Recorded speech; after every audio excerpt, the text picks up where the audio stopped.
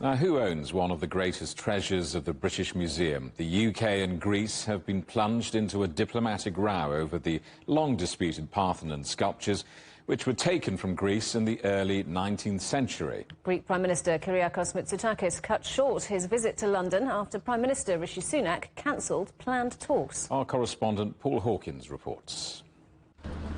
This meeting was cancelled after the Greek Prime Minister raised the controversial issue of the Elgin marbles, as they're known in the UK, or the Parthenon sculptures, as they're known in Greece, half of which were taken from the Parthenon temple in the early 19th century by a British diplomat known as Lord Elgin and brought to London, here to the British Museum, where they've been since 1832. The other half of the Parthenon sculptures were kept in Greece and are now in a museum in Athens. Now, speaking on Sunday morning, Kyriakos Mitsotakis, the Greek Prime Minister, said that these Elgin marbles or Parthenon sculptures were essentially stolen, and that he was looking for an arrangement between the British Museum and the Greek government for them to be put back into Athens, possibly as part of a loan arrangement. Now, at the heart of this almost 200-year-old row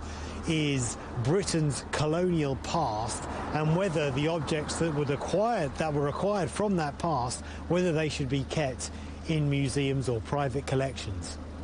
The British Museum describes itself as one of the most magnificent treasure houses in the world, and that, as well as the Parthenon sculptures, it also houses things like the Rosetta Stone, Egyptian mummies and the gold dagger handle of the Western Zoo dynasty. It also talks about how it came to be in possession of these objects, either through conflict or Britain's colonial past, but does admit that some ways in which objects enter the British Museum are no longer current or acceptable. The British Museum argues that these items are part of the world's heritage and can be seen for free in the context of treasures from around the world. It says it's a stable and safe custodian of these objects, although that argument was undermined somewhat when it came to light this year that thousands of objects had been stolen from the museum over a number of years. Today, the museum, which is free, prides itself as a centre for education for future generations, but some in Greece and around the world argue that it's actually a relic of Britain's colonial past. Coming back to this political and diplomatic round, Mitsotakis has said he's disappointed with the cancellation of the meeting. Number 10 said it offered an alternative meeting with the Deputy Prime Minister, but Mitsotakis declined.